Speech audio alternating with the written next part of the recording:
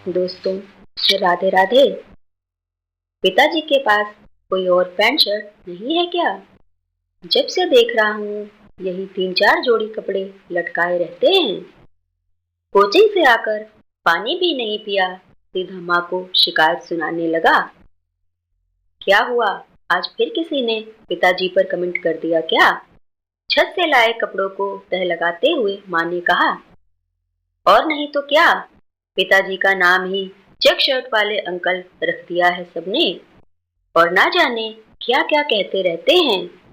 वो एकदम से रुआसा हो गया, मानो अभी रो देगा। किसी के बोलने से क्या होता है, बच्चे तो ऐसे ही लड़ते हैं। तो खुद मनीष के पिताजी को किस नाम से बुलाता है, याद है तुझे? वो समझ गया कि माँ पिताजी की ही साइड लेंगी, इसीलिए चुपचाप अपने कमरे में चला गया। पिताजी तक हर बात पहुंच जाती थी। उनका जानना जरूरी भी था कि उनका बेटा उनके बारे में क्या सोचता है। वो हर बात सुनते और बस मुस्कुरा कर रह जाते। इंसान अगर समझदार है तो वो कभी भी छोटी छोटी बातों पर प्रतिक्रिया नहीं देता।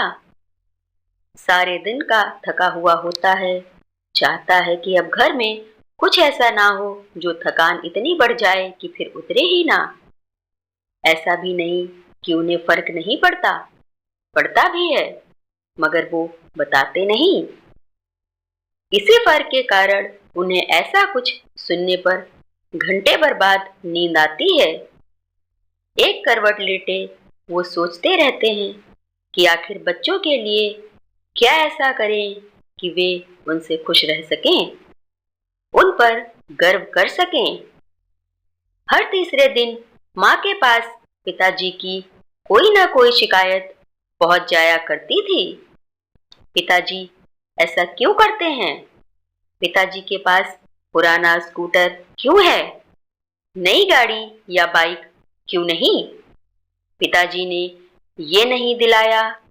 पिताजी कहीं अच्छी जगह घुमाने क्यों नहीं ले गए कभी? पिताजी बाकी दोस्तों के पिताजी लोग की तरह अमीर क्यों नहीं? ऐसी ही शिकायतों के साथ हर साल की तरह ये साल भी बीत गया।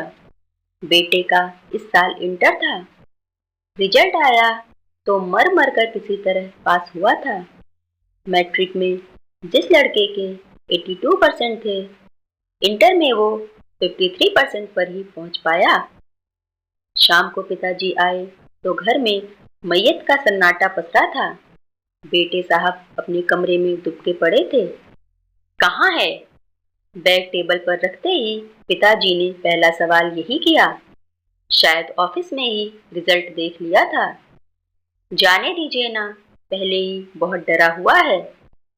माँ पिताजी के मूड को भाप गई थी, इसीलिए चाह रही थी कि फिलहाल बेटा इनके सामने ही ना आए तो अच्छा है। उसे बुलाओ जल्दी, और ये अपनी ममता ना साल भर के लिए बचा कर रखो। साल भर हम हर गलती माफ करते हैं, कभी बोलने नहीं जाते, मगर आज तुम्हारी ये ममता एक पिता के गुस्से को रोक नहीं सकती। यहाँ बुलाओ उसे। अगर हम कमरे में चले गए तो आज हाथ पैर तोड़ देंगे। माँ समझ गई कि पिता का गुस्सा तूफान बन चुका है और उस तूफान को ये ममता का छाता रोक ना पाएगा। किसी भी घर में ऐसा समय माँ को दुविधा में डाल देता है। माँ उसे कमरे से समझा बुझा कर लाई। जो अक्सर पिता के बारे में नुक्स निकालता रहता था, आज एकदम सहमा हुआ सा खड़ा था। पापा ने उसे एक बार ऊपर से नीचे तक देखा। तो फिर बताओ कि इतने कम नंबर किस वजह से आए हैं तुम्हारे? क्या इसका कारण ये है कि हमारे पास सिर्फ 4 जोड़ी कपड़े ही हैं जो हमने सालों पहले सिलवाए थे, या फिर हमारी पुरानी स्कूटर के कारण तुम नंबर ना ला पाए, या फिर हम अमीर नहीं हैं तुम्हारे दोस्त के पापा लोग की तरह, इस वजह से तुम्हारे नंबर काट लिए गए? पिताजी के इन तानों को सुनकर बेटे ने एक बार माँ की तरफ देखा और फिर से सिर झुका लिया। उसे महसूस हो गया कि ये बातें तो मैं मम्मी से अकेले में करता था, तो पिताजी तक माँ के अलावा कोई नहीं पहुंचा सकता। मन में कोई वहम हो तो चलो, तुमको कल ही गांव ले चलते हैं अपने, और वहां मिलवाते हैं अपने पुराने साथियों से।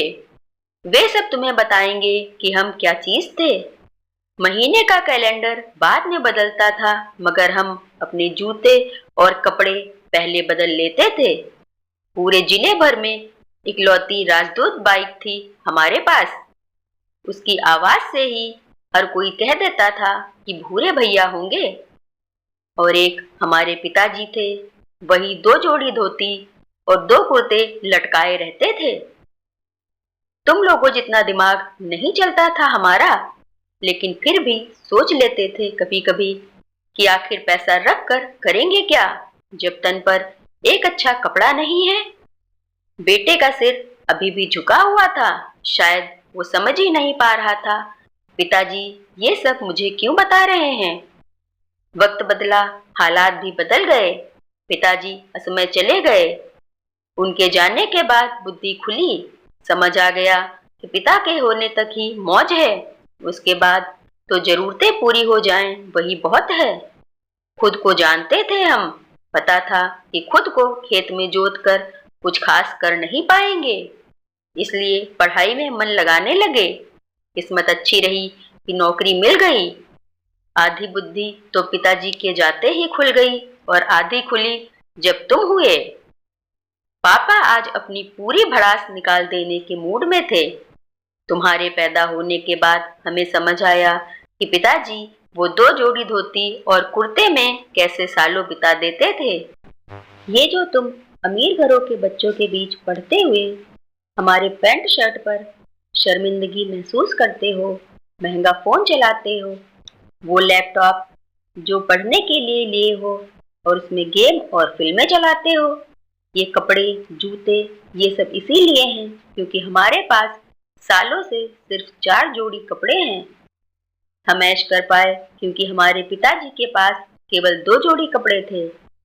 ऐसा थोड़े ना है कि हमारा मन नहीं करता बन ठन के रहने का, अच्छा पहनने, अच्छा खाने का, लेकिन हम मन मारते हैं सिर्फ इसलिए कि तुम्हारे मन का हो सके। और बदले में हम क्या चाहते हैं? बस यही ना कि तुम पढ़ाई में अच्छा करो।